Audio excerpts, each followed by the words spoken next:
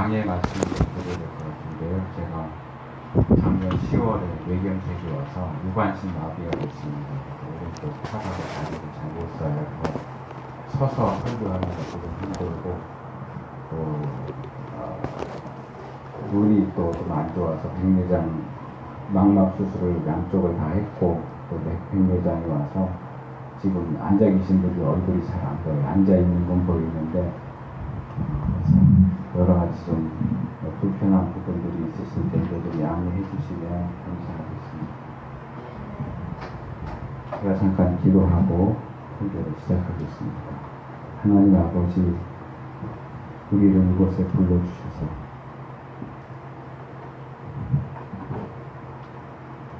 예배하게 하시니 감사합니다.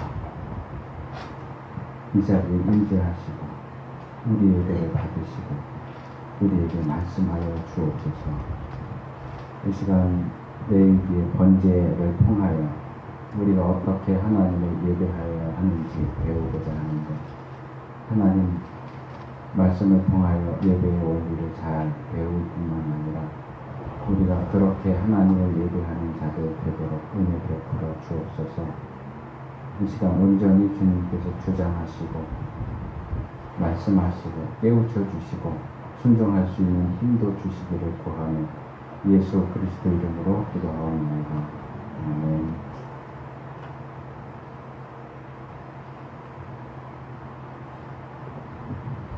오늘 이렇게 예배 가운데 여러분들 만나게 돼서 반갑습니다. 이렇게 말씀 전할 수 있는 기회를 주셔서 감사하게 생각합니다. 박 목사님 부부와는 몇 번 교제를 했었고요. 지난번 이스라엘로 가시기 전에 목사님 부부와 함께 만나서 안 계시는 동안 한번 설교를 해달라고 부탁을 받았는데 그 와중에 사모님께서 제가 레위기를 전공했다는 이야기를 들으시고 좀 레위기 설교를 해줬으면 좋겠다고 부탁을 하셔서 레위기 본문으로 말씀을 준비했습니다. 이 레위기가 그렇게 쉬운 책이 아닌데다가 강의를 하는 것도 아니고 예배 중에 설교를 하면서 이 레위기 전반적인 내용을 다루는 게 사실상 불가능합니다. 그래서 한참을 고민하다가 처음에는 예배에 대한 내용을 좀 요약적으로 오전 시간에 예배에 대해서 다루고 오후 시간에는 레위기 중반부 이후에 나오는 거룩한 삶에 대해서 다룰까 생각을 하고 말씀을 준비하는데 준비하면서 머리가 깨지는 것 같아서 안 되겠다. 아무리 요약을 하고 요약을 해도 이게 분량이 너무 넘치는 거예요. 그리고 이게 그렇게 하다 보니까 거의 강의처럼 되고 예배 설교에는 좀 적합치 않겠다 하는 생각이 들어서 조금 준비하는 사람도 좀 편하고 듣는 사람도 좀 편하게 오전에는 번제를 통해서 예배에 대해서 교훈하시는 내용을 나누고 오후에는 소제를 통해서 교훈하시는 내용을 나눠야 되겠다. 그래서 전반적인 주제를 좀 바꿨습니다. 그래서 오늘 사실 레위기를 우리가 살펴보려면 기본적으로 알아야 되는 내용들이 몇 가지가 있습니다. 이게 쉽지가 않아요. 거룩에 대한 개념이라든지 이 거룩함과 속됨과 정결함과 부정함의 관계, 그것들이 어떻게 서로 이동하는지, 또 그렇게 이동하기 위해서 무엇이 필요한지 하는 그런 여러 가지 내용들을 다뤄야 되는데, 이 시간은 강의하는 시간이 아니다 보니까 가능하면 그런 부분들은 제가 다루지 않으려고 하고, 다만 하나 좀 다뤄야 할 것은 이 오전 시간과 오후 시간에 제가 번제와 소제에 대한 내용, 오늘 이 시간에는 레위기 1장 그리고 오후 시간에는 레위기 2장을 가지고 예배에 대해서 다루려고 하는데, 번제와 소제는 구약의 성도들이 드렸던 제사인데 우리가 어떻게 제사를 통해서 예배에 대한 교훈을 받을 수 있을까 하는 부분은 조금 설명이 필요할 것 같아서 이론적인 내용이고 조금 어려울 수 있지만 이 부분을 좀 먼저 다루고 그 다음에 번제를 통해서 우리가 예배에 대해서 배워야 할 내용들을 이 부분도 우리가 충분히 다루기에는 시간이 모자라기 때문에 좀 선별적으로 그래도 개략적으로 전반적으로 다루기는 했는데 그렇게 좀 살펴보도록 하겠습니다. 여러분들 레위기라고 하면 어떤 생각이 드십니까? 대부분 레위기 그런데 수면제 이렇게 생각을 하죠. 어느 분은 그러시더라고요. 레위기를 읽으면 내 위기에 빠진대요. 발음이 비슷하잖아요. 레위기를 읽다 보면 내 위기에 빠진다. 보통 연초가 되면 성경 통독해야지 하고 창세기부터 읽으면 창세기는 참 재밌어요. 이야기 들으니까. 출애굽기도 괜찮은데 출애굽기 이제 중간 정도 들어가면 갑자기 뭘 만들고 성막에 대한 내용이 나오면서부터 이제 지루해지기 시작하죠. 그러다가 레위기에 들어가면 제사에 대한 내용, 뭐 거룩에 대한 내용 나오기는 하는데 이게 읽어도 무슨 얘기를 하는 건지 모르겠고 또 이게 나랑 무슨 관계가 있는가 하는 생각에 빠지면서 드디어 이제 내 위기에 빠지게 되죠. 거의 혼수 상태에 빠집니다. 그래서 항상 성경 통독을 생각하는 그 의지가 레위기에서 꺾입니다. 난관이죠. 그래서 이 레위기는 정말 어려운 책이고 우리가 이해하기 힘든 책이다 하는 생각들을 일반적으로 하는데 저는 석사 논문을 레위기를 썼고 레위기 10장을 썼고 박사 논문도 이제 레위기를 가지고 쓰려고 준비하고 있는데 저는 레위기를 연구하면 할수록 쉬운 책이다라고 말할 수는 없는데 이 레위기만큼 은혜로운 책도 없다 하는 생각을 합니다. 그래서 이 시간에 좀 그 은혜를 좀 나누려고 하는데요. 이 유대인들에게 있어서 레위기는 가장 기본이 되는 책입니다. 왜 기본이라고 말하냐 하면은 랍비 전통에 있어서 이 정통 유대인 가정에서 어린 아이들에게 가장 먼저 가르치는 성경책이 레위기예요. 우리한테는 그렇게 어려운 책인데 유대인들은 가장 어려서부터 처음으로 배우는 책이 레위기랍니다.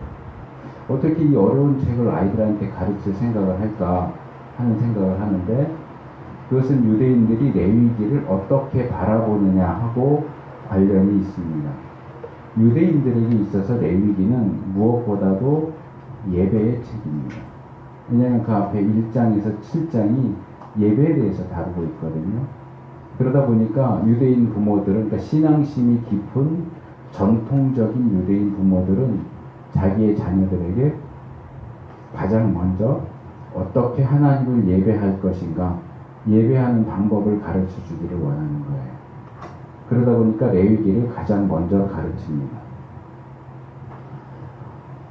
근데 이제 레위기, 출애굽기 중간부터도 그렇지만 출애굽기, 레위기, 민수기 그리고 신명기 보면 율법 조항들이 굉장히 많이 나온단 말이에요. 이 율법에 대한 내용들을 우리가 어떻게 이해해야 할까 참 어렵습니다. 이 레위기라고 하는 이름은 레위 지파에 대한 내용이다 이런 뜻이기는 한데 이 히브리 성경의 이름은 레위기가 아니고요 바이크라라고 하는 이름입니다. 이 히브리 성경들은 대부분 특별히 이제 모세오경 같은 경우는 각각 책에 나오는 제일 첫 번째 나오는 단어 또는 어구를 책 이름으로 사용합니다. 그래서 창세기는 1장 1절 제일 먼저 나오는 베르시트, 태초에 가 이제 그 책 이름이고요. 레위기 같은 경우는 바이크라, 직역하면 그리고 그가 부르셨다 그런 뜻입니다. 그러니까 하나님이 모세를 부르셨다 이렇게 되어 있죠.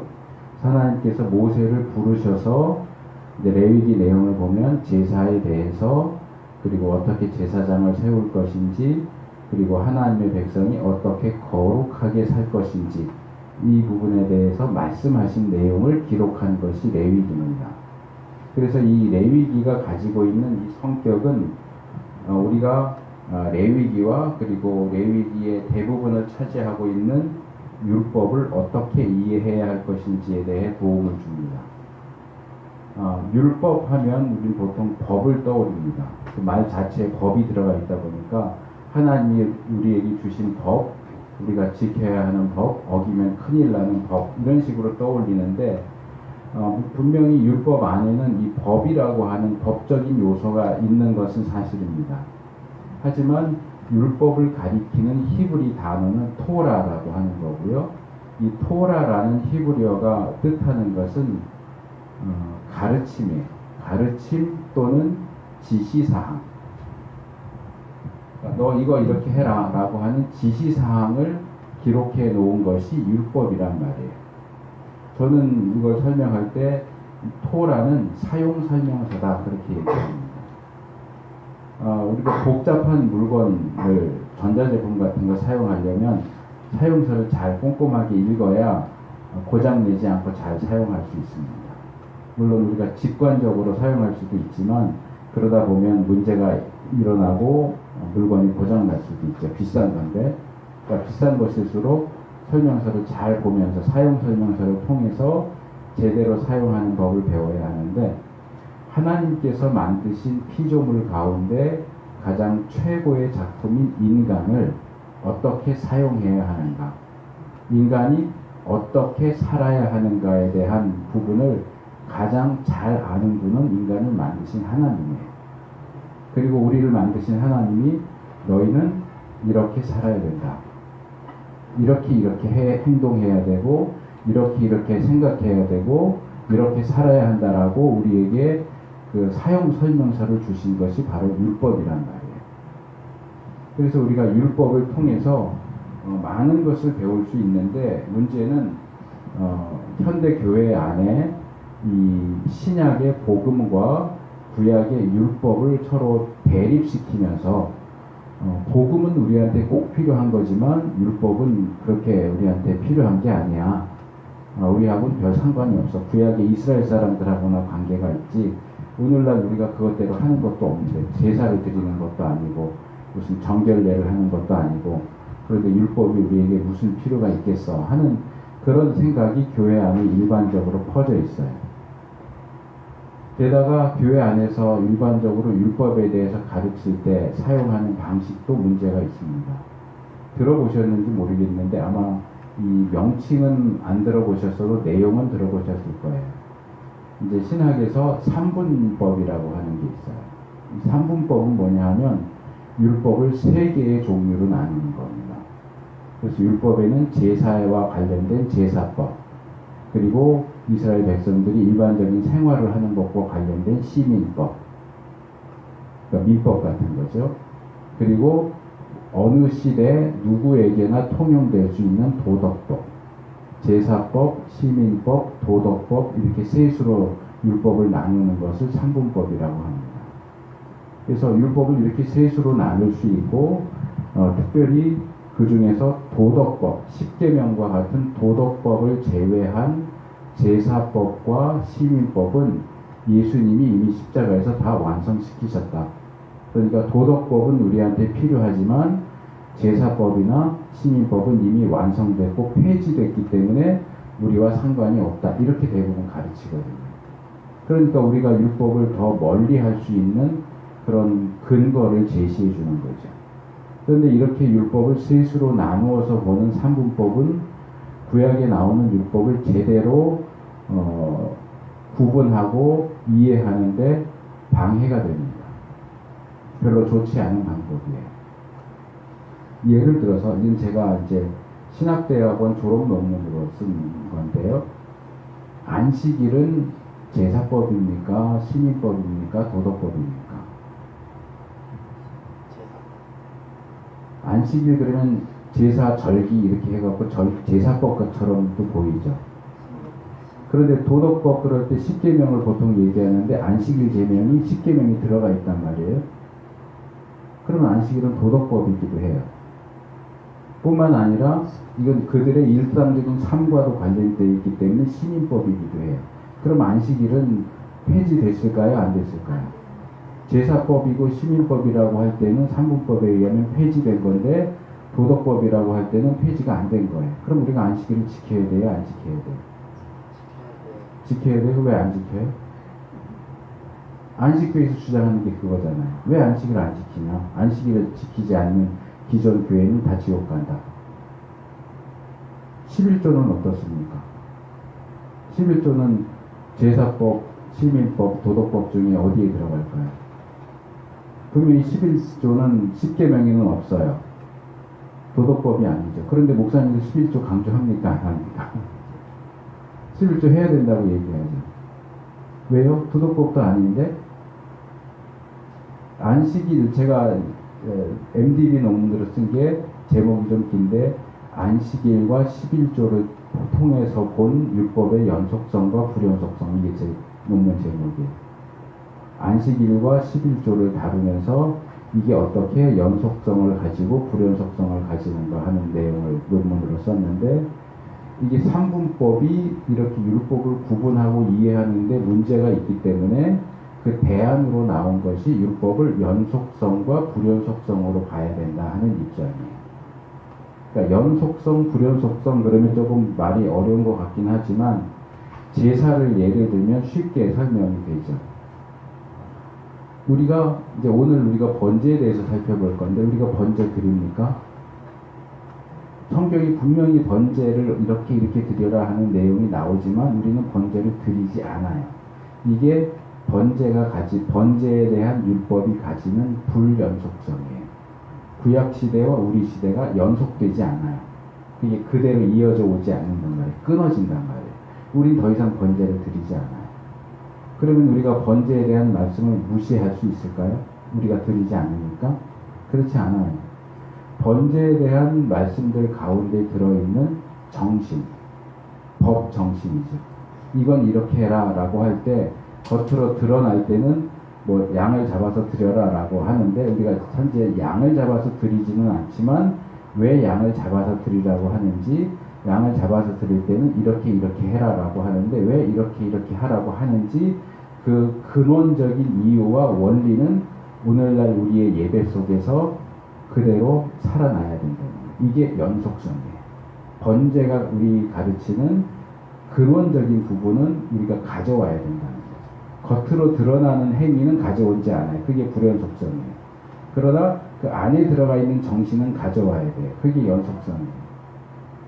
그래서 우리 사도 바울이 디모데후서 3장 16절에서 모든 성경이 하나님의 감동으로 되었기 때문에 범사에 유익하다 이렇게 얘기하는데, 그 모든 성경이 뭘까요?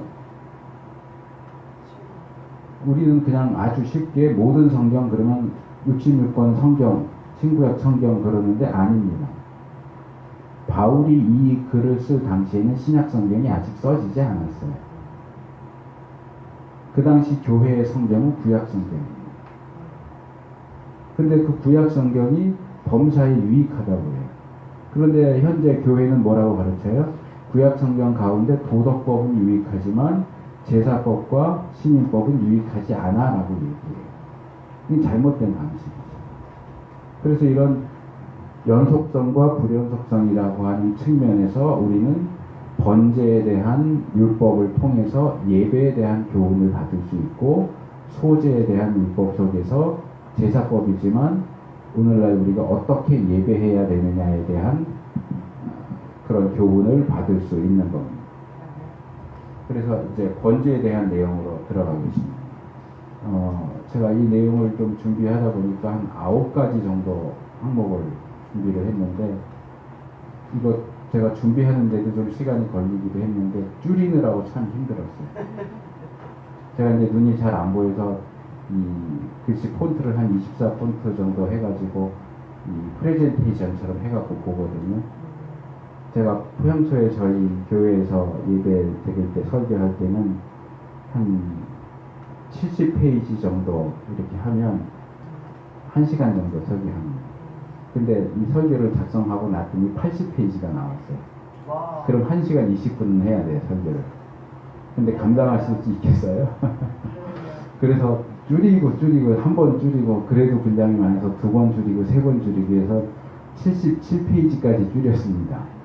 근데 제가 좀 빨리 하려고 그래요. 대신 말을 좀 빨리 해서 좀 시간을 단축하려고 노력을 하는데, 그래도 기본적으로 다뤄야 될 내용은 그래도 좀 다뤄야 될 것 같아서, 자, 번제에 대해서 첫 번째 이름입니다.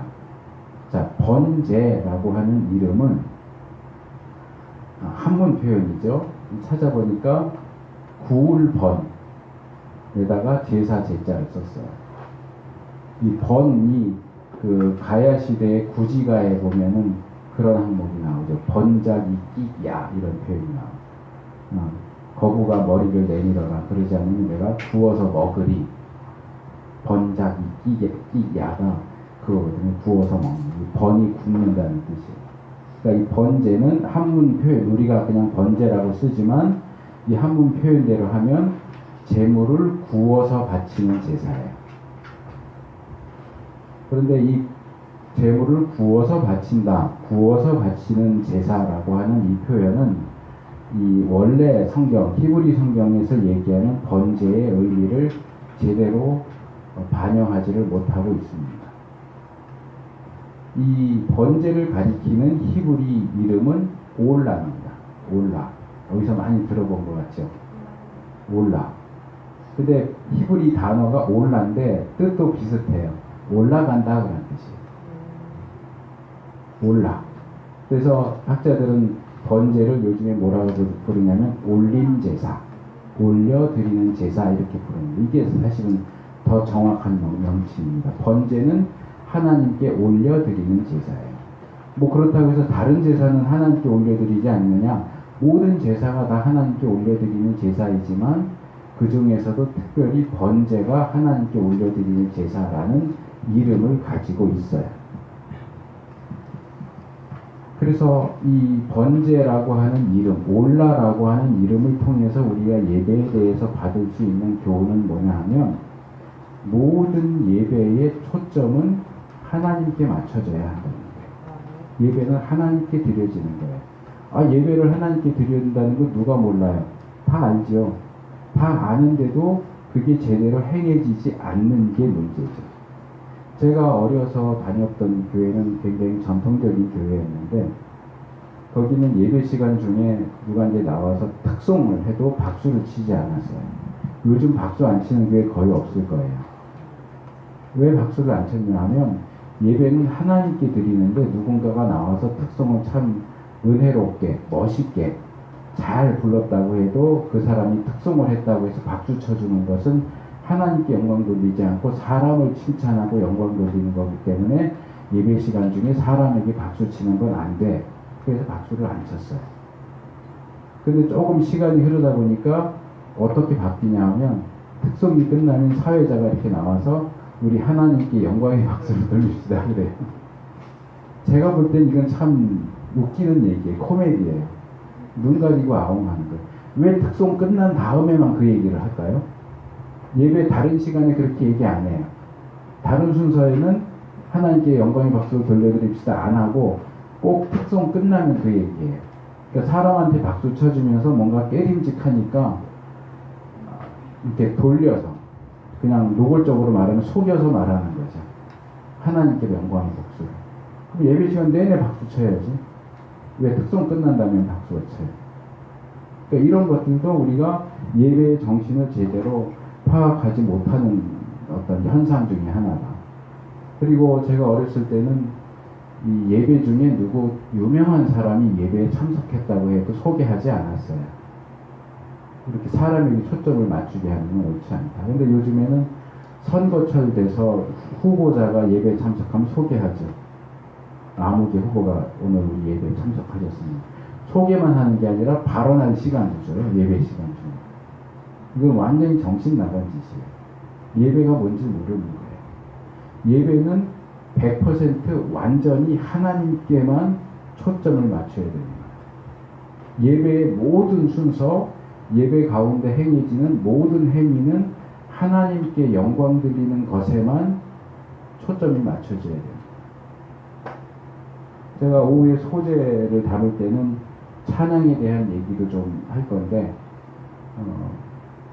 찬양 인도하는 사람들 특별히 조심하셔야 되는 부분들이 있어요.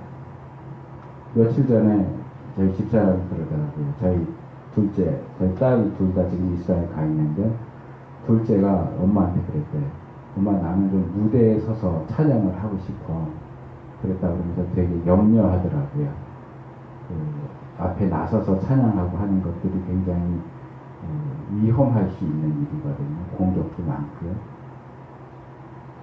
앞에 나와서 예배를 인도하고 또는 찬양을 인도하는 사람들이 그것을 자기에게 영광 돌리는 수단으로 삼기가 굉장히 쉽습니다.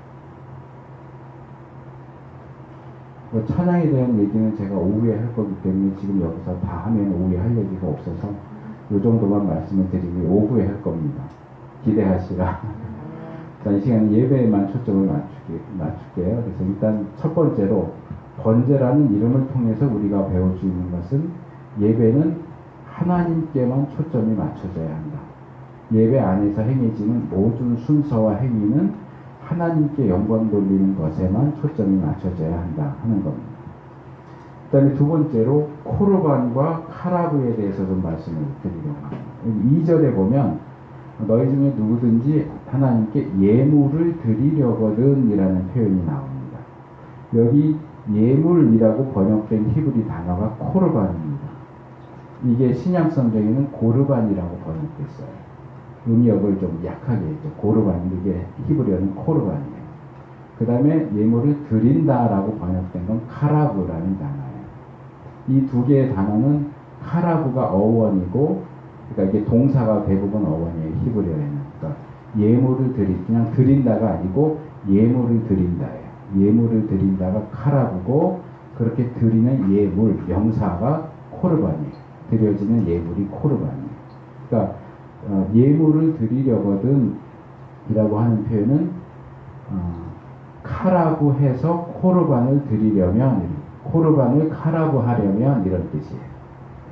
그러니까 우리가 하나님께 예배를 드리기 위해서 어떤 자세와 태도를 가져야 되는지에 대한 교훈이라고 말할 수 있어요.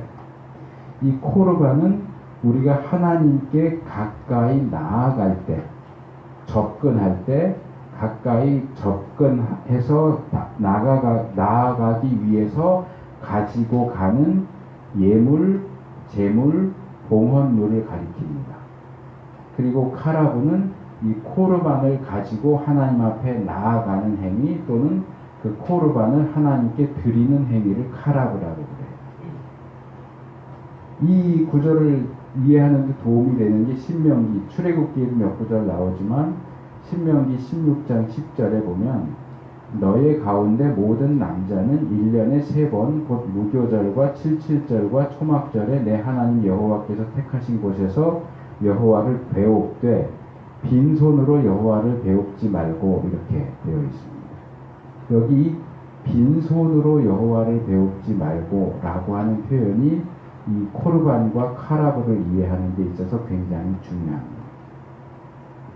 우리가 하나님을 뵙고자 한다면 하나님을 예배하기 위해서 하나님 앞에 나오는 자는 빈손으로 나오면 안 되는 겁니다. 하나님 앞에 나오기 위해서는, 즉 카라브 하기 위해서는 예물을, 코르반을 가지고 나와야 됩니다. 코르반이 없는 카라브는 말이 안 됩니다. 코르반을 가지고 나아가기 때문에 그게 카라브입니다. 카라브를 하려면 코르반이 있어야 됩니다. 한국 교회가 오래전부터 이 워낙 헌금을 강조를 해왔기 때문에 그런 것들에 대해서 질리고 힘들어하는 사람들 입장에서는 제가 드리는 이 말씀도 그거 결국 돈 내라는 얘기네, 이렇게 들릴지 모르겠는데 제가 얘기하는 건 지금 돈 얘기가 아니에요. 이건 기본적인 예절과 예의에 대한 얘기입니다. 가정교육을 잘 받은 사람은 어른을 찾아볼 때 빈손으로 가지 않습니다. 음료수 한 박스라도 가지고 들어가고 과일 한 상자라도 사갖고 들어가지 빈손으로 어른 찾아뵙지 않습니다. 여러분들이 예를 들어서 뭐 중학교나 고등학교 때 선생님 스승의 날이라고 찾아가는데 그냥 갑니까? 들고 가잖아요. 그거 들고 가면서 우리 선생님 이렇게 뭐 선물을 밝혀 이럽니까? 그거는 어른이 원하기 때문이 아니고 아랫사람이 윗사람을 찾아갈 때는 기본적으로 취해야 하는 예절인 거예요. 그런데 어른을 찾아가는 것도 아니고 하나님을 찾아가는데 빈손으로 간다? 이건 말이 안 된다는 거예요. 돈 내놔라 얘기하는 게 아니에요. 너는 하나님을 찾아가는데 예의를 갖추었느냐 하는 얘기를 하는 거예요. 어른을 찾아가면서 빈손으로 가는 사람은 예의가 없는 사람이에요. 마찬가지로 하나님을 찾아가면서 빈손으로 가는 사람은 예의가 없을 뿐만 아니라 정말 뻔뻔한 사람이에요. 오늘날 우리가 하나님 앞에 갈 때 가지고 나아갈 수 있는 예물이 뭐가 있을까요? 쉽게 생각할 수 있는 게 헌금이죠. 헌금 또는 헌물 이런 것들이 있는데 그냥 쉽게 설명하기 위해서 제가 헌금을 예로 듭니다. 여러분들 교회에 나올 때 헌금 어떻게 준비해서 오십니까? 이 헌금에 대한 부분도 돈 낸다 라고 생각할 게 아니고 우리가 참 조심스럽게 봐야 되는데 구약의 성도들이 하나님께 드릴 예물을 선택하려면 아무거나 가져올 수가 없어요. 이따 뒤에서도 한 항목으로 다루겠지만 흠 없는 걸 가져와야 돼요. 그러면 자기한테 있는 짐승들 중에서 흠 없는 거 골라야 돼요. 혹시 내가 보지 못한 흠이라도 없을까 해서 구석구석 살펴보면서 제물을 선택해야 됩니다. 그렇게 준비하는 것처럼 우리도 하나님께 드릴 예물을 정성스럽게 준비해 와야 돼요. 아무 준비도 없이 아무 생각도 없이 그냥 예배에 참석했다가 여기도 보니까 저희 교회처럼 그냥 헌금하는 시간이 따로 있지가 않은 것 같아요. 지금 주보를 제가 못 봐서 주보가 있는지도 모르겠는데 예배 순서에 헌금이 따로 없는 것 같은데 저희도 그냥 헌금하면 따로 놓거든요. 예, 예배 그 헌금통을 돌리는 데도 있잖아요. 그러면 그냥 지갑 열어서 아무 지폐나 손에 잡히는 대로. 근데 잘 잡아야 돼요. 잘못하면은 10,000원짜리, 50,000원짜리가 잡히면 낭패니까 잘 잡아서 아무거나 이렇게 해갖고 내는 그런 거는 성경이 얘기하는 예물을 바치는 태도가 아니에요. 기독교가 우리나라에 들어왔던 초기에 우리 신앙의 선배들은 하나님께 헌금을 한다라고 할 때는 가능한 새돈, 빳빳한 새돈으로 준비해서 드렸어요. 새돈을 구하지 못하면 헌돈 그냥 안 드리고 다림질해서 빳빳하게 펴서 드렸어요. 뭐 그렇게까지 하냐? 아니요. 바울이 고린도후서 8장 5절에서 마게도냐 교인들에 대해서 이런 얘기를 합니다. 그들이 먼저 자신을 주께 드리고 또 하나님의 뜻을 따라 우리에게 주었도다. 예루살렘 교회가 기근이 들어서 구제헌금을 하는데 그들이 구제헌금 전달해 달라고 바울 일행에게 헌금을 했는데 바울 일행에게 헌금을 하기 전에 뭘 했다고요? 먼저 자신을 주께 드리고 헌금은 나를 하나님께 드리는 행위예요. 그걸 우리가 헌신 이렇게 하죠. 근데 항상 그렇게 나를 그냥 드려버릴 수 없으니까 나의 대표로서 내가 한 달 동안 시간과 노력과 모든 것을 들여서 나를 드린 대가로 얻은 돈이죠. 월급 중에 돈 중에 일부를 하나님께 드리는 거예요. 그것은 나의 일부를 하나님께 드리는 거예요. 근데 먼저 나를 드리는 것이 없이 돈만 드리는 것은 하나님이 기뻐하시는 헌금이 아니에요. 먼저 우리 자신을 드려야 돼요. 근데 그걸 아무렇게나 드려요? 정성스럽게 준비해서 드려야죠. 예배도 마찬가지예요. 미리 나와서 준비하고 기도하고 말씀도 읽어보고 찬양도 하고 그러면서 준비하는 가운데 예배에 들어가야지 헐레벌떡 예배 가운데로 뛰어들어오는 건 굉장히 무례한 겁니다. 준비된 가운데 하나님 앞에 예배도 드리고 예물도 드리고 하는 것이 필요합니다. 세 번째로 역시 2절 하반절에 가축 중에서 소나 양으로 드려라 그랬습니다.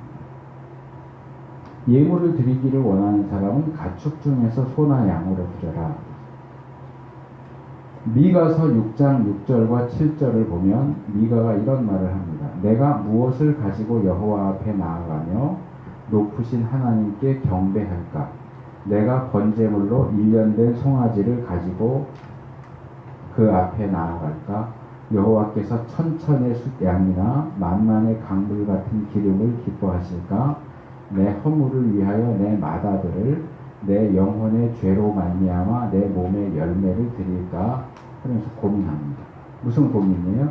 내가 하나님 앞에 나가는데 빈손으로 나가면 안 되는데 뭘 가지고 나가면 하나님이 기뻐하실까? 송아지, 양, 많은 양의 재물, 심지어는 내 아들, 내 자식, 뭘 드려야 하나님이 기뻐하실까 고민을 하죠. 우리가 다른 누군가에게 선물을 하려고 할 때도 그런 비슷한 고민을 하죠. 이 사람에게 뭘 선물해야 좋아할까? 이 사람에게 필요한 게 뭘까? 이 사람이 뭘 받아야 그 선물을 받을 때 기분 좋아할까?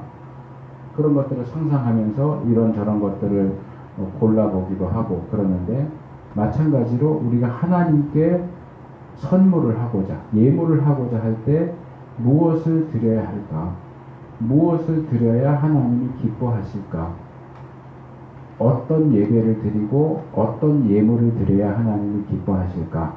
미가는 여러 가지를 후보에 놓고 고민하는데 거기에 대한 직접적인 답은 아니지만 본문에서 하나님은 가축 중에서 소나 양을 드리면 된다 라고 답변을 하시는 거예요. 물론 이 표현 자체는 특별한 게 없어요. 소, 양, 사람들이 기르는 가축 맞죠? 가축 중에서 소나 양을 드려라. 그거 모르는 사람 없을 거예요. 레위기가 아무리 어려워도 제물로 소나 양 드린다는 건 다 알아요. 근데 이것도 우리에게 예배에 대한 아주 소중한 교훈을 줍니다. 뒤집어서 이렇게 한번 생각을 해보세요. 만약에 하나님께서 우리가 하나님께 예물을 드려야 되는데 구하기 힘든 것, 비싼 것, 굉장히 많은 것을 요구하셨다면 어떻게 해야 될까요? 뭐 예를 들어서 야 너희들 나한테 예물 바치는데 호랑이 간 빼갖고 바쳐. 그럼 어떻게 해요? 그거 바칠 수 있는 사람이 누가 있겠어요? 못 바쳐요. 그럼 하나님 앞에 나갈 수도 없는 거예요.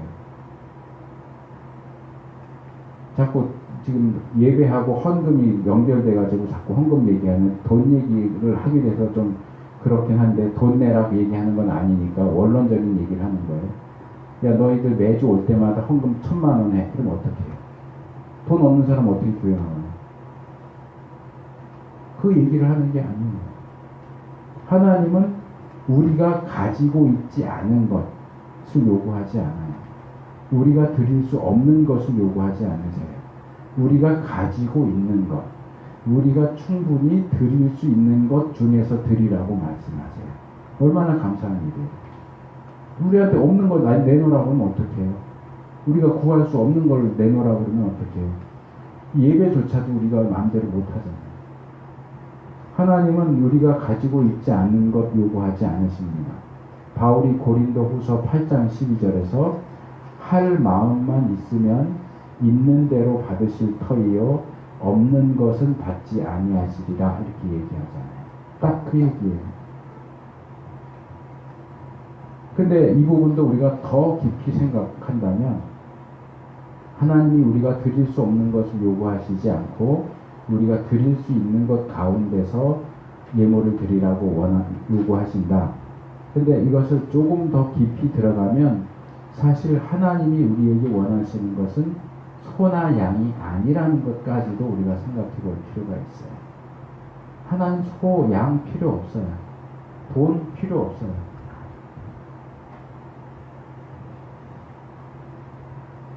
하나님이 정말로 원하시는 것은 뭘까요?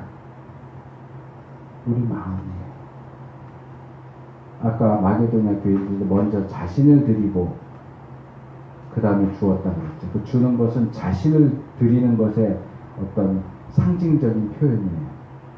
하나님이 원하시는 것은 소나 양을, 돈을 드리는 것을 통해서 우리 자신을 하나님께 드리기를 원하시는 거예요. 잠언 23장 26절에 보니까 그런 하나님의 마음이 잘 표현되어 있어요. 내 아들아 내 마음을 내게 주며 내 눈으로 내 길을 즐거워할지어다. 너 마음을 나한테 주기를 바라. 너가 내 길을 주목해서 보기를 원한다. 사울에게 뭐라고 그래요? 믿는 부모님 가진 사람들은 어려서부터 많이 들었을 텐데 순종이 제사보다 낫다. 제물 드리는 거 순종하는 것보다 하나님이 기뻐하겠느냐? 순종 안 하면서 제물만 드리겠다고 하나님이 그 제물을 기쁘게 받으시겠느냐? 제물 드리는 것보다 순종이 더 좋다. 소, 양 드리는 것보다 내 마음을 주는 게 더 좋다. 사실상 구약의 제사에 대한 내용, 예물에 대한 내용이 많이 나오지만 그 부분과 관련된 가장 본격적이고 노골적인 말씀을 우리가 좀 볼 필요가 있는데 시편 50편 9절에서 13절 말씀입니다. 이건 좀 한번 같이 찾아서 읽었으면 좋겠습니다. 시편 50편 9절에서 13절. 이것이 재물에 대한 하나님의 솔직한 생각이에요. 찾으셨어요? 시편 50편 9절에서 13절. 같이 읽겠습니다. 내가 내 집에서 수소나 내 우리에서 숫 염소를 가져가지 아니하리니 이는 산림의 짐승들과 무산의 가축이 다 내 것이며 산의 모든 새들도 내가 아는 것이며 들의 짐승도 내 것이리로다. 내가 가령 줄여도 내게 이르지 아니할 것은 세계와 거기에 충만한 것이 내 것이니로다. 내가 수소의 고기를 먹으며 염소의 피를 마시겠느냐. 자, 무슨 얘기예요? 이 땅에 존재하는 모든 것이 하나님 거예요.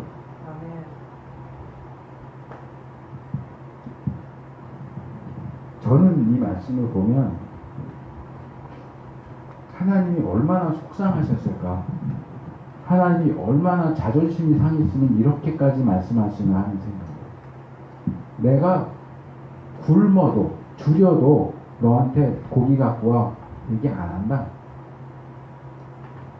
이 땅에 있는 모든 짐승들이 다 내 거지만 내가 설사 굶는다고 해도 나 먹을 거 좀 갖다 줘라 이 얘기 난 너한테 안 한다. 너가 소 바친다고 해서 내가 그 소 고기 먹겠냐? 네가 염소 피를 바친다고 해서 내가 그 염소 피를 마시겠느냐? 소 바치고 양 바치고 염소 바치라는 얘기는 내가 그 고기 먹고 싶어서 바치라는 얘기가 아니야. 돈 바치라는 얘기는 내가 그 돈이 없어서 쓸 돈이 없어서 나 쓸 돈 좀 다오 용돈 좀 다오 그 얘기 하시는 게 아니에요. 세상에 있는 모든 재물이 하나님 거예요. 근데 왜 우리한테 돈 달라고 그러세요? 왜 소 바치고 양 바치라고 그러세요? 저는 그게 이거라고 생각해요. 부모들은 아이들 낳으면 어렸을 때 꼭 한 번씩 해보는 게 있어요. 아이들 과자나 사탕 한 봉지 사줍니다. 그러고서 엄마 하나만 줘, 아빠 하나만 줘 그래갖고 부모님이 자기 돈으로 사 먹어도 되잖아요. 근데 꼭 애들 사주고 사준 그거에서 하나 달라고 그래요. 그러면 어떤 애들은 줘요. 또 봉지째 주는 애도 있고요. 그냥 먹고 싶은 만큼 가져가라고 하는 애도 있고 싫어하는 애도 있어요. 내 건데 왜 달라고 그래. 분명히 금방 엄마 아빠가 사준 건데도 내 건데 왜 달라고 그래. 그리고 안 주는 애 있어요. 우리가 가지고 있는 모든 것 하나님이 주신 거예요. 그리고 슬쩍 한번 해보시는 거예요. 야, 나 하나만 줘볼래? 하나만 줘봐. 하나님이 필요해서 달래는 게 아니에요. 근데 팍 인상 쓰면서 또 돈 내라 그러네. 또 그래. 내 건데 왜 자꾸 달라고 그러냐 그래. 그런 신자를 보는 하나님의 마음이 어떨까요? 내 거야 싫어하는 자식을 보는 부모의 마음이 어떨까요? 내가 다시는 사주나 봐라. 그 도로 내놔. 내가 사준 거잖아. 도로 내놔. 그 치사하게 보여도 어쩔 수 없어요. 지가 먼저 치사하게 굴었잖아요. 엄마 아빠가 사준 건데 지 거라고 안 줘. 하나를 안 줘. 많이 있으면서. 그런 부분들을 우리가 생각할 필요가 있어요. 하나님께 드리고자 하는 마음이 있는가? 하나님께 대한 사랑하는 마음이 있는가를 보시는 거예요. 그래서 한번 줘봐라 하시는 거예요. 하나님 그거 필요하지 않나요? 실제로 우리가 예배 시간에 헌금 드린다고 그거 뭐 어디 로켓에 실어갖고 하나님한테 쏘아드려요? 하나님한테 보낼 수 없잖아요. 그거 결국 교회 안에서 다 쓴다고요. 우리가 내서 우리가 쓰잖아요. 그게 어떻게 하나님께 드리는 게 되겠어요? 하나님이 원하시는 건 마음이에요. 우리 자신을 드리는 거. 네 번째로 3절에 있는데 그런 예물을 드릴 때 하나님께 드려지는 예물의 가장 기본적인 조건이 뭐냐? 흠 없는 것이어야 합니다. 흠 없는 것을 드려라. 여기 흠 없다라고 번역된 단어는 히브리어로 타밈이라고 하는 단어예요. 이것의 문자적이고 상징적이고 도덕적인 뜻은 온전하다, 흠이 없다, 건전하다, 건강하다, 순결하다, 손상되지 않았다, 뭐 이런 뜻이에요. 그러니까 흠이 있다. 그럴 때 우리가 여러 가지를 생각할 수 있지만 성경에서 얘기하는 흠이 없다는 조금 달라요. 그 중에 대표적인 구절 하나를 소개를 하면 레위기 22장 22절 보면 이렇게 되어 있어요. 너희는 눈먼 것이나 상한 것이나 지체에 배임을 당한 것이나 종기 있는 것이나 습지 있는 것이나 비루 먹은 것을 여호와께 드리지 말며 이런 것들은 제단 위에 화제물로 여호와께 드리지 말라. 어디 다친 거, 귀가 찌그러졌다거나 뭐 넘어져서 무릎이 깨졌다거나 질병이 들었다거나 이거 다 흠이 있는 거예요. 심지어는 하얀 양인데 얼룩얼룩하거나 점이 있는 것도 흠이 있다고 봐요. 온전한 것, 전혀 이상이 없는 것, 그런 것들만 하나님께 드리도록 돼 있지 조금이라도 흠이 있으면 심지어는 이렇게 양들이 가다가 어디 가시 같은 데 걸려서 안 보이는데 쓱 베었다. 그것도 드리면 안 돼요. 완전하고 온전한 것만 드리도록 돼 있어요. 그리고 그것과 함께 12절에 보면은 기름을 드리라고 돼 있습니다. 여기 기름이라고 돼 있어서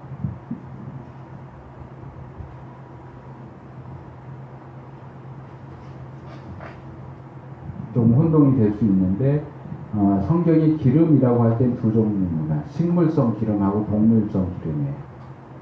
그러니까 감람유, 올리브 기름 이럴 때는 이제 올리브를 짜서 만든 식물성 기름이고 이런 재물과 관련해서 기름이라고 할 때 이건 지방 덩어리를 얘기하는 거예요. 동물 기름 부분, 기름기 부분, 지방 덩어리. 이 기름을 하나님 앞에 드립니다. 사실 번제는 가죽을 제외한 모든 부분을 다 드리기 때문에 그냥 다 드린다 이렇게 하면 되지 굳이 기름도 드린다 하는 얘기를 할 필요가 없는데도 여기 12절에는 굳이 기름을 드린다라는 표현이 나와요. 그리고 번제 이외에 소제는 곡식제사니까 따르지만 속제제나 속건제, 화목제에 대해서는 제물의 일부를 드리는데 그 중에서 기름을 드린다라고 하는 얘기가 빠지지 않고 나와요. 왜 기름을 드리나? 기름은 콜레스테롤도 많고 몸에도 안 좋은데 근데 이 고대 사람들에게는 고기에서 가장 맛있는 부분이 어디예요? 인터뷰하면 100이면 100 기름이요. 고대 세계에서는 고기에서 가장 맛있는 부분은 기름기가 많은 부분이에요. 그러니까 레위기 같은 곳에 제사에 대해서 얘기하면서 하나님께 기름을 드린다는 얘기는 기름기 있는 부분을 드린다 하는 얘기이면서 사실은 가장 맛있는 부분을 드린다는 얘기예요.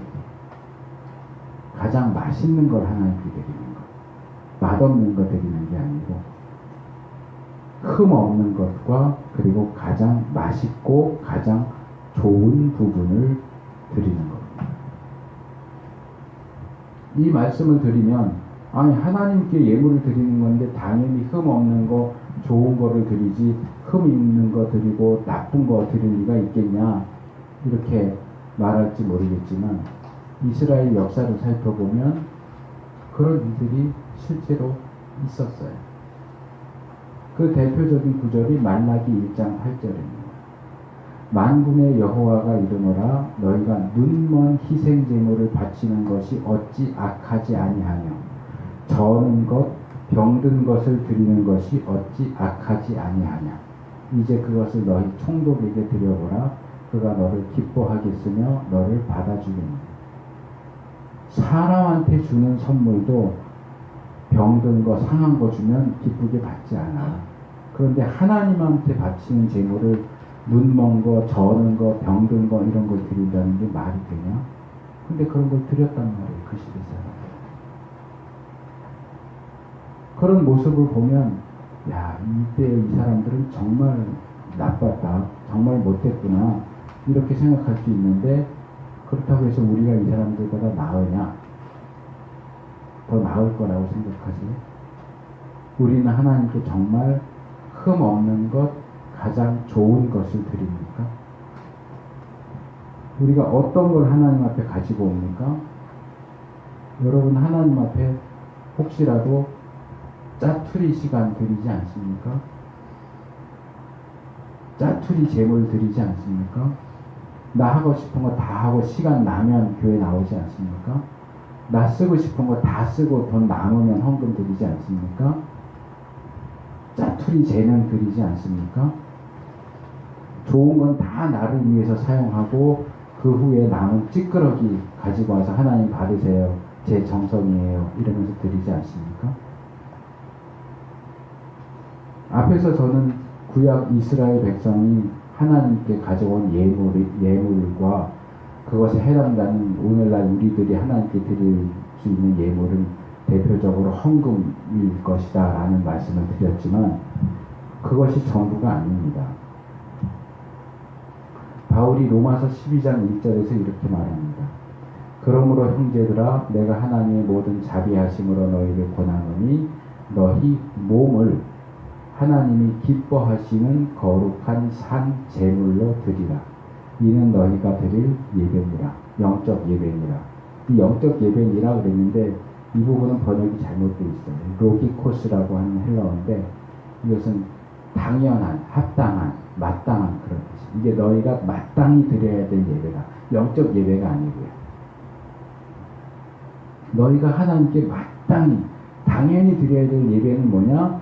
너희 몸을 산 제물로 드리는 그 예배가 하나님이 받으시는 예배야.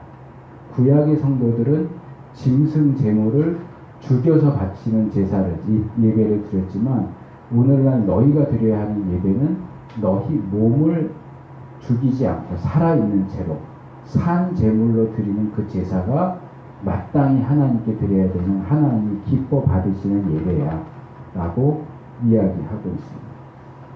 그래서 아까 말한 것처럼 우리가 드리는 헌금은 우리가 하나님께 우리 자신을 드리는 것의 하나의 상징적인 일부분일 뿐이에요. 그게 전부가 아니에요.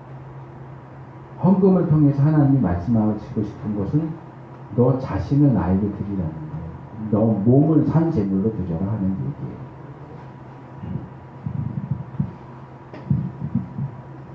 그래서 우리 자신을 산 제물로 하나님께 드려야 한다라고 생각할 때 우리가 잊지 말고 생각해야 될 게 그러면 하나님께 산 제물로 드려지는 우리 자신에게 흠이 없는가 하는 거죠. 흠이 있는 것을 가지고 와서 드리면서 받으시라고 전혀 기뻐하실 만하지 못한 걸 드리면서 기쁘게 받아주시라고 하나님한테 강요하고 있지 않느냐 하는 거죠. 물론 사람이 살면서 흠 없이 죄 짓지 않고 사는 건 불가능합니다. 그래도 적어도 우리 자신을 산 제물로 삼아서 드리는 예배 시간에는 흠이 없어야 한다는 사실을 우리가 기억하는 것이 필요하다는 거죠. 어떻게 그렇게 할 수 있을까요? 저는 적어도 이 얘기를 저희 교회에서는 많이 강조하는데 예배에 들어가기 전에 또는 예배를 시작하면서 자기 죄를 고백하고 자복함으로써 우리의 흠을 없애는 작업을 할 필요가 있다. 예배 전에 나와서 뭐 대부분 대표교회 기도하시는 분들이 그러죠. 한 주간 동안에 우리 지은 죄를 용서해 주시고 기도하기도 하시고, 우리 예장 합동 측에는 그게 없지만 예장 통합이나 정통적인 개신교 예배 속에는 자복의 시간이라는 게 순서가 들어가 있어요. 아예 예배 시간에 죄를 회개하고 죄 사함을 예배 인도하시는 목사님이 선언하시는 이 통회의 시간 또는 자복의 시간이라는 것이 예배 순서에 아예 들어가 있어요. 근데 뭐 그걸 꼭 순서에 넣느냐 넣지 않느냐를 떠나서 우리가 우리 자신을 예배하기 전에 나와서 내가 일주일 동안 저질렀던 죄, 흠 이런 것들을 깨끗함 받게 하는 그런 과정을 거치는 것은 필요하다. 최소한 예배 10분 전에서 한 30분 전에 예배당에 도착해서 자기 삶을 좀 돌아보고 회개하고 나 자신을 흠 없는 제물로 드리기 위해서 점검하는 것이 필요하다. 예배 시간 얼마나 규칙적인 생활을 하는지 매주 꼭 예배 시간 시작되면 10분 후에 오는 성도들이 있어요. 정말 규칙적인 생활을 하세요. 한 번도 일찍 오거나 그보다 더 늦게 안 오고 꼭 10분 후에 들어와. 예배 시간 딱 맞춰 오느라고, 또는 늦어가지고 헐레벌떡해서 예배 가운데 하나님의 존전 가운데 무례하게 뛰쳐들어오는 일은 없어야 됩니다. 어떤 청년이 무디 아시죠? D.L. 무디, 유명한 구원자였던 무디를 찾아왔습니다. 실제 있었던 일인 것 같아요. 제가 어떤 책에서 봤는데. 그리고 무디한테 이렇게 얘기합니다. 아마 설교를 들었겠죠. 예수 믿는 거는 좋습니다. 저도 좋다고 생각합니다. 그런데 제가 아직 젊잖아요. 하고 싶은 것도 되게 많거든요. 그러니까 좀 하고 싶은 것도 좀 다 하고, 놀고 싶은 것도 좀 다 놀고, 그게 다 한 다음에 좀 나이 먹어서 믿어도 되지 않아요? 지금 이렇게 새파랗게 젊을 때부터 예수 믿는 건 좀 아깝고, 나 하고 싶은 거 다 하고 좀 나이 먹은 다음에 믿을게요. 라고 얘기를 했대요. 그래서 무디가 그 청년한테 내가 당신한테 선물을 하나 주고 싶은데 그래도 되겠느냐? 뭘 주려고 그러나 기대를 하면서 그러라고. 그랬더니 어디선가 다 시드는 꽃다발을 가지고 와서 주더래. 새 꽃다발도 아니고 다 시들어서 이제 말라 비틀어져서 쓰레기통에 넣는 것밖에 없는 그런 시든 꽃다발을 주니까 받는 사람이 기분이 좋겠어요? 좀 언짢아 하니까 무디가 그랬대.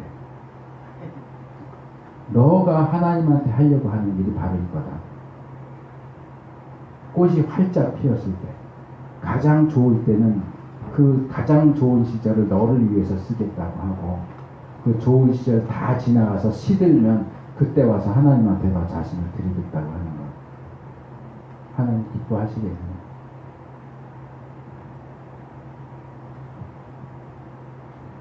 좋은 시간, 가장 좋은 것들, 재물, 재능, 시간, 그런 것들 다 나를 위해서 쓰고서 다 시들어버리면 그때서야 저를 받으시옵소서 하고 하나님 앞에 나오면 하나님이 기뻐하시겠네요. 이것은 흠 없는 것과 가장 좋은 것, 기름을 드리라고 하는 번제의 정신을 위배되는 거예요. 하나님은 우리에게 예물을 드리려거든 흠 없는 것으로 드리라고 말씀하세요. 온전한 것, 제대로 된 것, 좋은 것, 가장 좋은 것을 하나님께 드리라고 말씀하세요. 우리의 가장 좋은 청춘의 때를 자신을 위해서 다 허비하고 늙은 다음에 힘없고 잘 보이지도 않고 그럴 때에야 하나님 앞에서 그래도 구원은 받아야 되니까 그러고 하나님 앞에 민기적거리고 나오는 거 하나님 기뻐하시지 않아요. 온전한 것을 드리십시오. 가장 좋은 것으로 드리십시오. 다섯 번째로 3절과 5절에 보면은 번제를 드리는 장소와 관련해서 회막문에서 드려라 이렇게 되어 있습니다. 왜 회막문에서 드리라고 할까? 3절을 좀 자세히 보면 회막문에서라는 표현과 여호와 앞에서라는 표현이 같이 나오고 있고요. 5절에는 좀 더 구체적으로 회막문 앞 단으로 이렇게 나와 있어요. 번제단에서. 이 부분과 관련해서 두 가지를 좀 생각해 볼 필요가 있습니다. 첫 번째는 왜 다른 좋은 곳도 있을 텐데 굳이 피비린내가 진동하는, 왜냐하면 회막문 들어가서 바로 오른쪽 북쪽이 제모를 잡는 장소거든요. 그러니까 피냄새 막 그런 냄새 얼마나 나겠어요. 그런 피비린내 진동하는 회막문에서 예물을 드리라고 말씀을 하시느냐. 거기가 하나님이 정하신 장소이기 때문에 거기서 드리라고 하나님이 정하셨어요.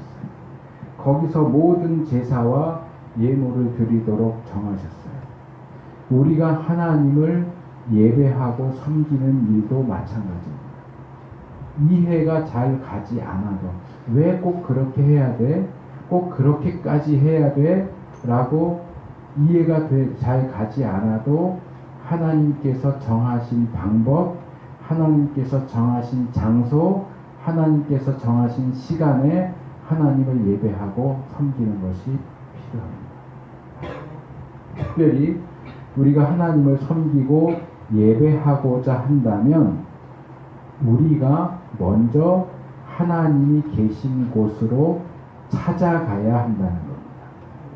물론 하나님이 계시지 않는 곳은 없어요. 하지만 우리가 정말 하나님을 섬기고 예배하고자 한다면 우리가 섬겨야 하는 분이 계시는 곳으로 가야 하는 게 당연한 겁니다. 내가 하나님 섬기고 싶은데 하나님 좀 저한테 오실래요? 그거는 버릇없는 거죠. 무례한 거죠.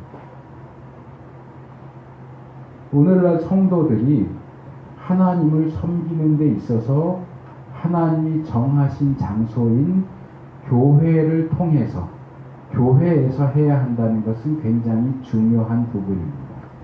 물론 우리가 교회 밖에서도 하나님 섬길 수 있어요. 그러나 모든 섬김의 기본은 하나님이 계신, 하나님이 정하신 곳에서 행해져야 한다는 사실을 기억하시기 바랍니다. 요즘에 주일 되면 저는 그거 아주 싫어하는데요. 가나안 교인이라는 표현, 가나안 성도라는 표현 들어보셨어요? 가나안 성도라는 말이 한 몇 년 전부터 한국교회에 떠돌고 있어요. 저도 누구를 통해서 들었는데 목사님 가나안 성도라고 들어봤어요. 그래서 저도 사모님처럼 아니요 그랬어요. 가나안 성도가 뭔데요? 가나안을 거꾸로 해보세요. 가나안 거꾸로 해보세요. 안 나가. 어디를 안 나갈까요? 교회 안 나가는 사람. 교인은 교인인데 교회를 안 나가.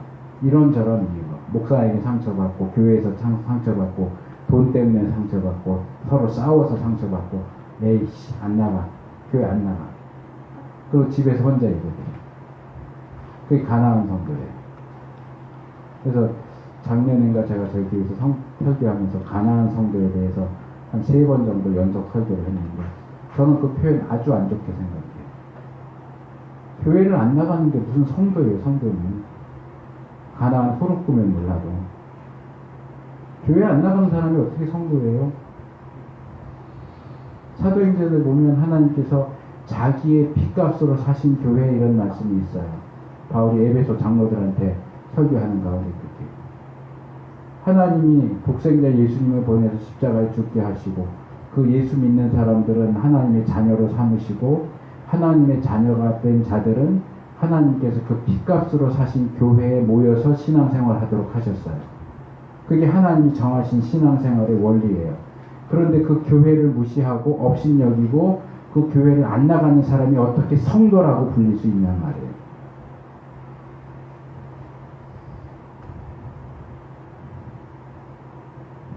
그렇게 자기 집에서 교회 예배 드리는 사람들도 많고요. 좀 젊은 사람들 가운데는 그렇게 얘기해요. 우리 교회 목사님 설교도 제대로 못하고 인터넷이나 그 기독교 방송, TV 이런 데 보면 큰 교회 유명한 목사님 설교 얼마든지 드릴 수 있고 예배 얼마든지 드릴 수 있는데 집에서 인터넷으로 기독교 방송으로 예배 드리고 헌금 온라인으로 붙이고 얼마나 편해. 그게 예배예요.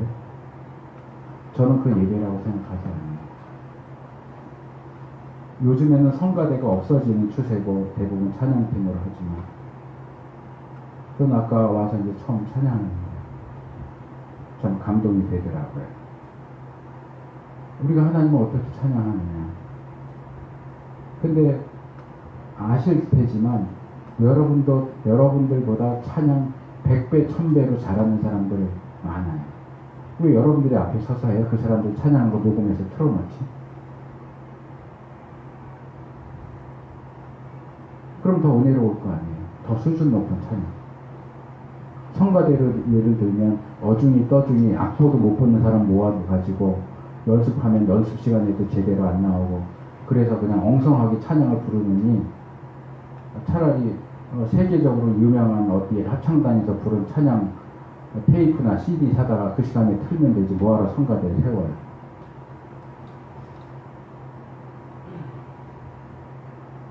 이 부분은 조심해서 들으셔야 되는데 그렇게 녹음된 찬양은 과연 찬양이냐 그 부분에서 저는 예스 그리고 노라고 얘기해요.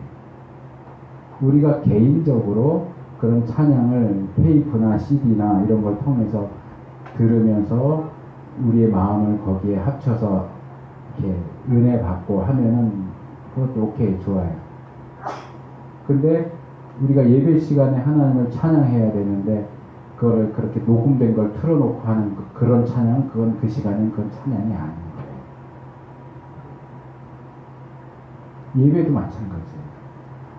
뭐 큰 교회는 교회가 커지고 그 목사님의 영향력이 있으니까 어디 멀리 떨어진 곳에 지도에 세우고 방송으로 예배드린다고 실시간으로 틀어놓고 여기서 이 설교하시는데 인터넷으로 연결해갖고 저쪽 교회는 그분이 안 계시는데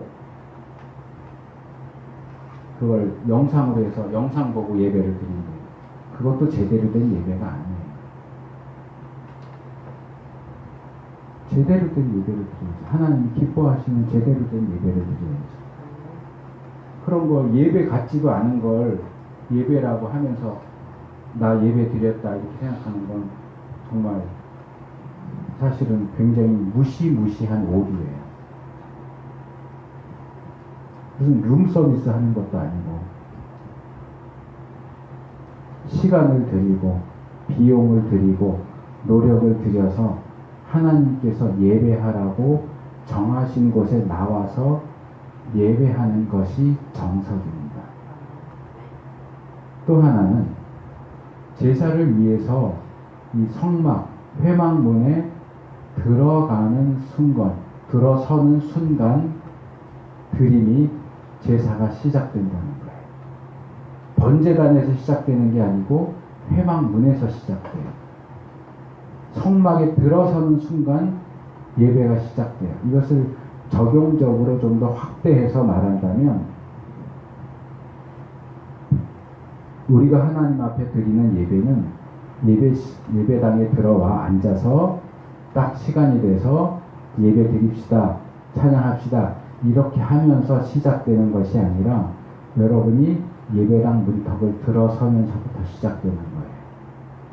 더 확대시켜서 말하면 여러분들이 예배를 드리려고 여러분 집에서 나오는 순간부터 시작되는 거예요.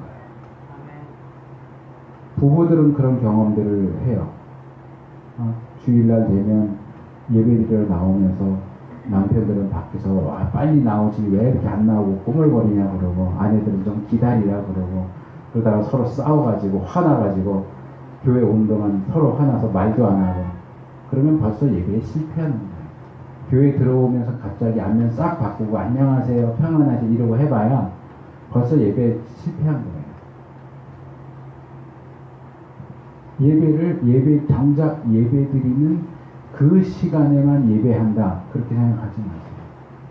예배는 회막 문에서부터 시작됩니다.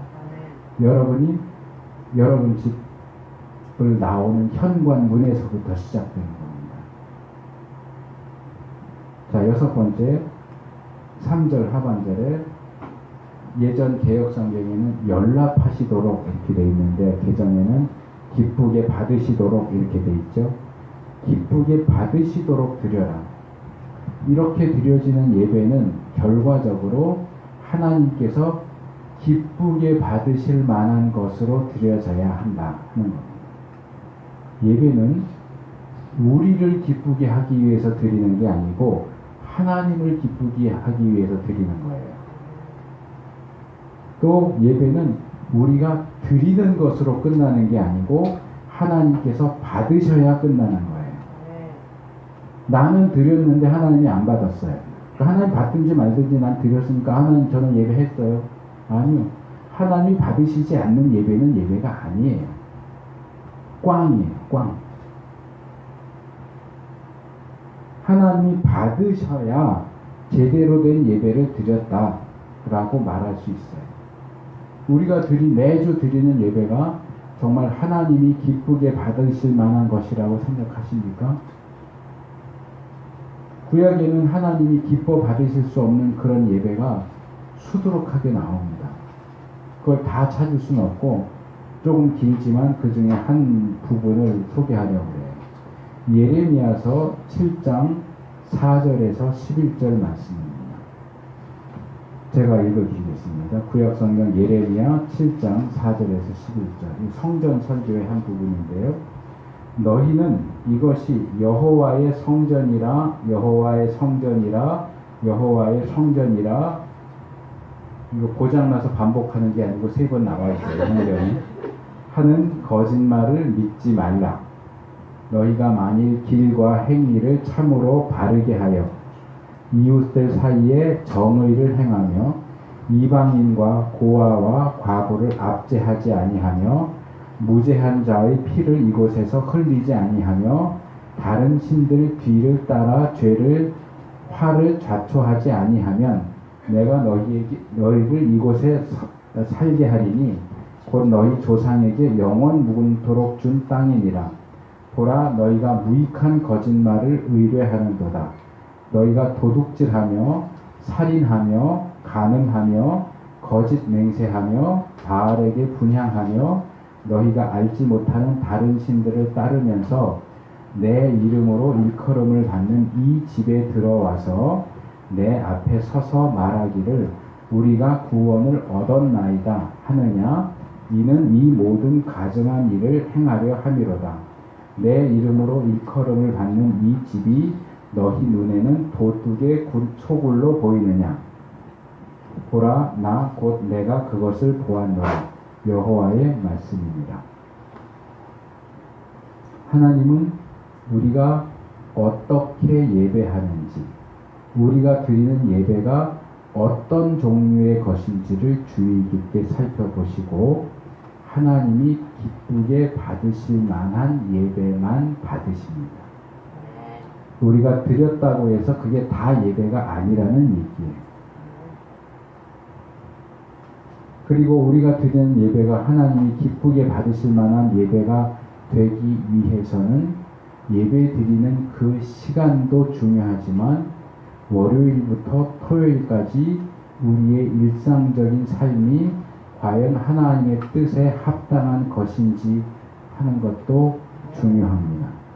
평일에는 자기 하고 싶은 대로 범죄하면서 엉망으로 살다가 여기 나와 있는 것처럼 살인하고 간음하고 이것저것 모든 죄는 다 저지르면서 주일 되면 교회에 나와서 거룩한 척하면서 하나님 아버지 주여 하면서 제가 하나님 백성 맞죠? 저 구원받은 하나님 백성 맞죠? 이렇게 얘기하는 것은 하나님 보시기에 가증스러운 일이고 하나님 예배하는 장소를 강도의 소굴로 만드는 겁니다. 왜요? 주일날 와서 하나님 눈도장 찍어야 일주일 동안 내가 저지른 죄가 플러스 마이너스 제로 되니까, 그래야 또 나가서 또 내 마음대로 죄 짓고 살 수 있으니까 주일날은 꼭 와야 돼. 하나님 눈도장 찍고 하나님 저 왔어요. 그리고 그동안 플러스 시켜놨던 거 제로 만들어 놓고 또 다음날 월요일부터 나가서 또 죄 쌓기 시작하고 사기꾼들 모이는 곳이 되는 거예요. 예배다. 그러니까 그런 강도들, 도둑놈들, 사기꾼들이 모여서 예배드리는 흉내내는 장소를 여호와의 성전이라 하는 말은 새빨간 거짓말이다. 그거 믿지 마요. 여기가 어떻게 성전이냐? 강도 소굴이지.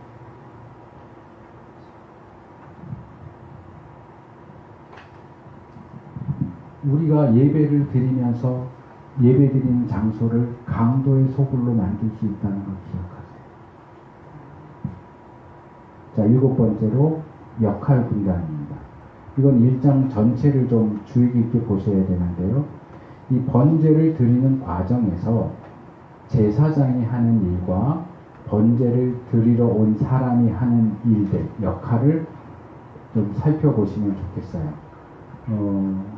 지금 이 시간은 어쩔 수 없는데 이따 오후에는 소제에 대해서 살펴보는 거니까 중간 시간에 여러분들 2장을 좀 자세하게 여러 번 읽어보시면 좋겠어요. 그러면 그 말씀을 들을 때 좀 더 이해가 쉬울 수 있으니까. 여기 제사 드리는 자가 하는 일들을 제가 쭉 정리해 봤어요. 먼저 제물을 골라야 돼요. 제물을 골라서 그것을 성막으로 가져와야죠. 끌고 와야죠. 그 다음에 제물에 안수를 하고 그 다음에는 죽여야 돼요. 도살해야 돼요. 그 다음에 피를 받고 가죽을 벗기고 각을 뜬다고 되어 있는 게 토막 내는 겁니다. 잘 타게 하려고. 토막을 내고요. 그 다음에 내장과 다리를 씻습니다. 이게 제사 드리는, 번제 드리는 사람이 해야 하는 일이에요. 그러면 제사장이 하는 일은 뭘까요? 피 받아놓으면 그거 갖다가 제단 밑에 뿌리는 거. 그 다음에 토막 내놓으면 이 번제단에 나무 이렇게 올려놓고 그 위에 제물들 쭉 올려놔서 태우는 거. 이 두 가지만 합니다. 뭔가 좀 이상하지 않아요? 뭔가 허전하지 않아요? 제사장이 왜 제사장이에요? 제사 드리는 일을 하니까 제사장 아니에요? 근데 무슨 제사 드리는데 과정이 한 10개 되면 제사장은 두 가지밖에 안 해요. 피 뿌리는 일을 하고 제물을 제단에 올려놓는 일밖에 안 해요. 나머지는 다 제사 드리는 사람이에요.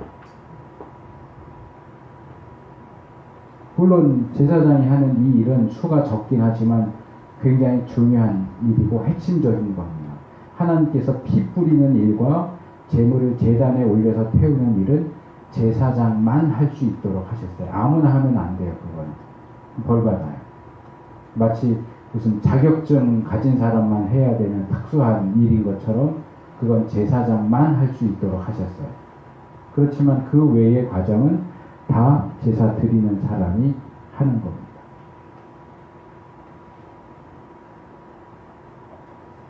짐승 잡는 거 보신 적 있으세요? 저는 직접 보진 않았는데 소리를 들어본 적이 있어요. 제가 군 생활할 때인데 부대에서 남는 짬밥을 그 근처에서 돼지 키우는 분이 얻어다가 키웠거든요. 그러니까 부대 행사가 있을 때 돼지를 줬어요. 그 부대에서 돼지를 잡았어요. 근데 전문가가 아니니까 이 해머 같은 걸로 정수리가 아니고 눈 가운데 여기 급소를 한 번에 꽝 쳐서 죽여야 되는데 전문가가 아니니까 이걸 못한 거예요. 그러니까 소리가 들리는데 그 말하자면 돼지 멱다는 소리라고. 정말 돼지 멱다는 소리를 들었는데 어떻게 꽝 때렸는데 이게 피 맞은 거야. 그러니까 돼지는 아파 죽겠다고 소리를 꽥꽥, 부대가 정말 떠나가라고 소리를 꽥꽥 치는 거야. 힘 있는 남자 같은 몰라도 여자가 제사 드리러 가면 어떻게 해요? 양 가지고 와서 양 잡을 수 있겠어요? 양 잡아가지고 목 따가지고 피 다 받고 가죽 다 벗기고 토막 내는 건 쉬워요? 닭 토막 내는 것도 쉽지가 않아요. 근데 양 토막 내는 건 보통 칼 갖고도 안 될 텐데 그거 다 토막 내야 돼요. 살만 베어내는 게 아니고 토막을 내는 거예요. 뼈도 잘라내고. 그거 어떻게 해요? 그거 다 해야 돼요. 힘든 거. 제사 드리는 게 쉬운 게 아니에요. 제사 드리면 그냥 재물 가져가면 제사장이 다 드려주는 거 아니야? 아니요. 제사장은 피 뿌리는 거하고 재물 태우는 거밖에 안 해요. 나머지 내가 다 해야 돼요. 이 부분을 우리 예배와 관련시키면 오늘날 특별히 우리 개신교 예배는 예배 순서의 대부분을 목사가 혼자 다 해요. 이건 조금 문제가 있어요. 성도는 와서 구경하죠. 그래서 나온 표현은 아니겠지만 우리가 잘못 쓰는 표현 중에 하나가 예배 본다. 좀 연세 드신 분 중에서는 그 표현을 많이 쓰시거든요. 젊은이들은 모르겠는데 예배 본다. 예배는 보는 거 아니에요. 예배 본다는 예배를 구경한다 그런 의미가 있거든요. 우리는 예배 시간에 참석해서 예배를 보는 게 아니에요. 구경하는 게 아니에요. 성가대가 어떻게 잘하나, 찬양팀이 어떻게 잘하나, 목사가 어떻게 설교 잘하나 구경하는 게 아니고요. 예배는 두 가지 표현만 가능해요. 예배한다. 좀 높여서 말하면 예배 드린다. 예배하고 예배 드리는 거지 예배 보는 거 아니에요. 예배 본다 표현 쓰는 거 잘못된 거예요. 근데 구조 자체가 예배를 볼 수밖에 없게 만들어요. 목사가 다 해요. 그래서 저도 한동안 많이 고민을 했는데 어떻게 성도들이 예배에 참석할 수 있는 뭔가 그 순서에 성도들이 들어와서 할 수 있는 것들을 뭐가 있을까. 성경 봉독도 성도들이 나와서 하게 하고 헌금 기도도 성도들이 나와서 하게 하고 근데 이게 예배 순서가 있다 보니까 상당히 제한적이에요. 근데 이건 목사들이 고민을 많이 해야 돼요. 어떻게 예배 시간 중에 순서 중에 성도들의 그 참여를 좀 많아지도록 할 것인가 좀 고민을 할 필요가 있고요. 또 예배 순서만이 아니라 예배와 관련해서도 성도들이 해야 할 것들이 많이 있다고 생각을 해요. 그래서 여러분들이 기도하면서 좀 고민을 하실 필요가 있어요. 내가 예배에 있어서 어떤 기여를 할 수 있을까? 꼭 예배 순서 중에 뭘 맡아서 하지 않더라도 좀 예배 전에 와서 청소라도 좀 하고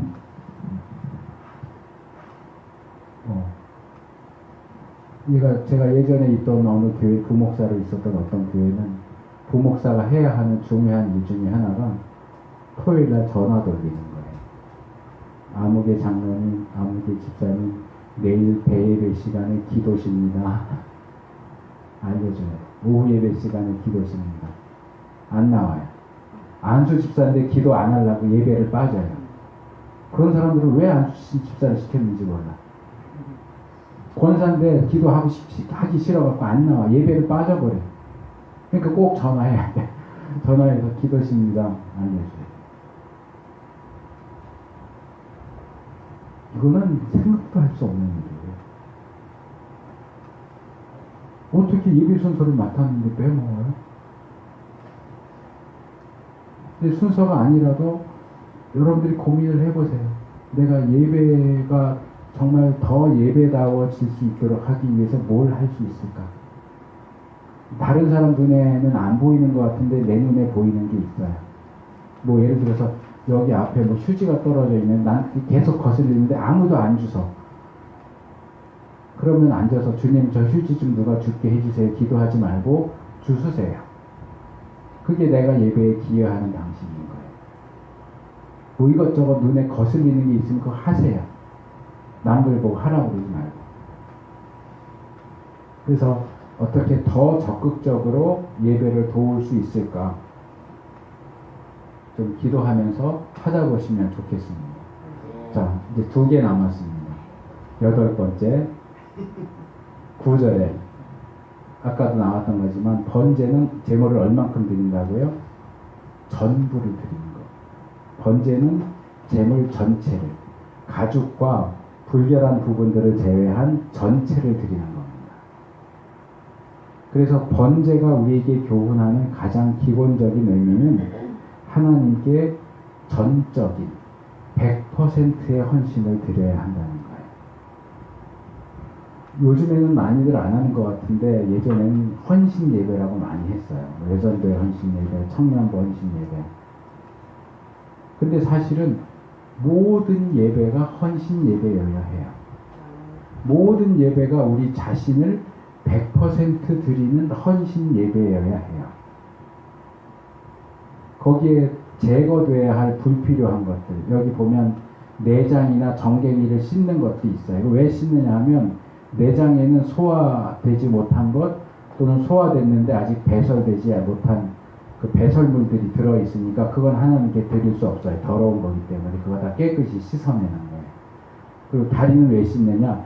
이 짐승이 주인 모르게 어디를 다녔는지 몰라요. 어디 부정한 데를 밟고 다녔는지 모르니까 그 다리를 태우면서도 부정한 것이 같이 들어갈까봐 부정한 것을 물로 깨끗하게 씻는 거예요.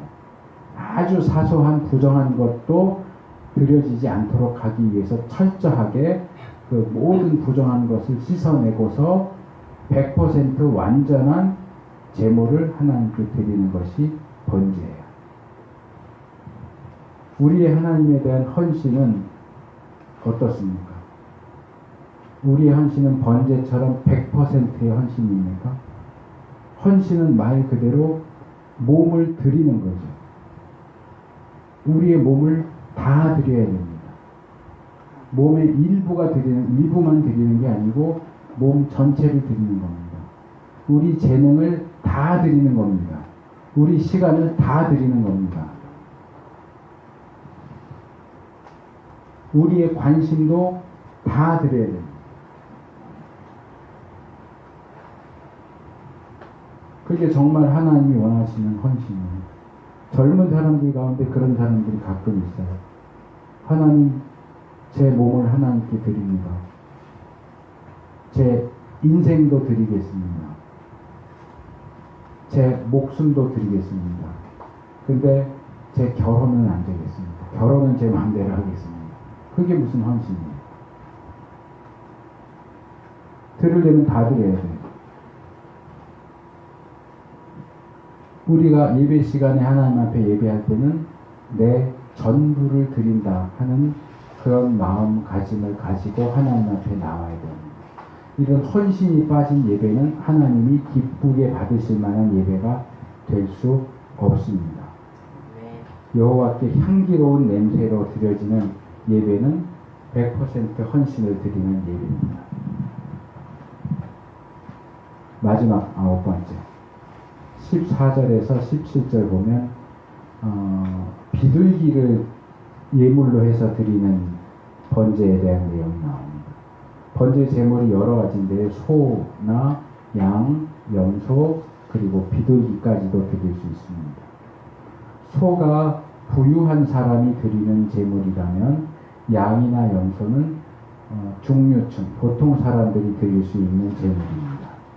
근데 이런 것들을 드릴 수 없는 아주 가난한 사람들, 극빈자들을 위한 제물이 비둘기입니다. 그 당시, 고대 이 당시에 대부분의 민족들은 비둘기를 제물로 드리지 않았다고 그래요. 그런데도 하나님은 비둘기를 제물로 바치도록 하셨습니다. 그리고 유대 전승에 의하면 새를 제물로 드리는 게 제사장들에게는 가장 까다롭대요. 제일 힘든 제사의 종류 중에 하나라고 하는데 그래도 하나님께서는 이 새를 번제물로 드릴 수 있도록 합니다. 왜요? 경제적인 이유 때문에. 경제적으로 어려운 사람들도 하나님 앞에 100% 헌신할 수 있는 기회를 주시는 거예요. 돈 없는 사람한테 너 소로 드려. 하나님한테 헌신하려면 소 드려. 어떻게 소를 드려요? 양도 못 드리는 형편인데 소를 어떻게 드려요? 그러면 비둘기로 드려요. 비둘기로 드려도 100% 헌신으로 내가 받아줄게. 하나님께 예물을 드리고 속죄함을 받고 헌신하는 데 있어서 빈부귀천이 작용하는 것을 하나님 원하시지 않아요. 부자여도 가난해도 귀한 사람도 천한 사람도 다 하나님 앞에 번제를 드릴 수 있게 하세요. 그리고 대부분의 번제물들은 아까 말한 것처럼 다 토막을 냅니다. 소도 그렇고 양도 그렇고 염소도 그렇고. 그런데 유일하게 이 비둘기를 번제로 드릴 때는 토막을 내지 않습니다. 목을 끊기는 하지만 날개 부분을 이렇게 찢어요. 찢는데 아주 찢지 말라고 얘기합니다. 아주 찢지 말고 이렇게 펼친 상태에서 드리라고 합니다. 왜 그럴까? 여러 가지 설명이 있는데 저는 이 설명이 가장 좋은 거예요. 비둘기는 비둘기만으로도 소나 양에 비하면 너무 조그매요. 그러니까 번제 드리는 사람이 지금처럼 쭉 있는데 아무개 번제입니다 하면 소가 올라와요. 그 다음에 한참 걸리겠죠. 그 다음에 또 아무개 번제물입니다 하면 양이 올라왔어요. 근데 그 다음에 이제 내 번제물이 올라가는데 비둘기야. 이건 시간 걸릴 것도 없고 너무 간단해요. 사이즈도 뭐 소 번제물로 드리는 한 토막보다 더 작아. 그러면 드리면서도 하나님이 비둘기 드려도 된댔잖아 해서 드리면서도 왠지 좀 위축되고 나도 좀 양 정도 드렸으면 좋을 텐데 나도 좀 소로 드려봤으면 소원이 없겠다. 근데 비둘기를 드릴 수밖에 없는 형편이에요. 옆에 있는 사람들이 또 보면서 쟤는 또 비둘기야? 얼마나 위축되겠어요. 그러니까 상대적으로 비둘기로 드리는 제물이 좀 커 보이게 하려는 배려라고 봐요. 그 작은 비둘기를 또 쪼개봐요. 얼마나 또 조각조각 나겠어요. 오히려 비둘기를 좀 커 보이게 그렇게 해서 드리라고 그래요. 하나님이 이 레위기의 율법 조항들을 보면 제사뿐만 아니라 모든 부분에서 약한 사람들, 없는 사람들을 위해서 얼마나 배려하시는지 몰라요. 가난한 사람들을 배려하시는 거예요. 그들이 예배 드리면서도 돈이 없어서 작은 재물을 가지고 와서 위축되고 소외당하고 부끄러움 당하지 않고 배려해 주시는 거예요. 우리는 어떻습니까? 우리가 속해 있는 교회는 빈부귀천이 없이 그런 차별이 없이 동일하게 하나님 앞에 나올 수 있게 합니까? 교회 안에서 가난하고 어려운 사람들이 위축되고 소외당하고 부끄러움을 느끼도록 하는 그런 일들이 있지 않습니까? 하나님께서 그걸 원하지 않으세요. 많이 배운 사람도 적게 배운 사람도 돈이 많은 사람도 돈이 적은 사람도 지위가 높은 사람도 낮은 사람도 동일하게 하나님 앞에 와서 헌신하고 예물을 드리고 예배드릴 수 있도록 그렇게 배려하시는 하나님의 모습을 보게 됩니다. 번제를 통해서 우리의 예배와 헌신이 과연 하나님을 기쁘시게 하는 향기로운 냄새로 드려지는지 돌아볼 필요가 있습니다. 우리는 예배를 통해서 우리가 은혜 받는 것에만 너무 집중하는 경향이 있는데 예배의 중심은 우리가 아니에요. 하나님이에요. 하나님이 우리 예배를 보실 때 어떠실까? 우리가 하고 우리가 드리는 예배를 하나님이 이렇게 내려보실 때 야, 이거 정말 잘하는구나. 정말 내가 마음이 기쁘구나. 이건 안 받아줄 수가 없겠구나. 그런 느낌을 받으실까요? 우리의 전적인 헌신과 예배는 하나님이 기뻐 받으실 만한 조건들을 충족시킬 때에만 그렇게 드려질 수 있습니다. 하나님을 기쁘시게 하는 자가 되고 싶다는 마음을 품으시기 바랍니다. 정말로 하나님을 기쁘시게 하는 예배자가 되시기를 축복합니다.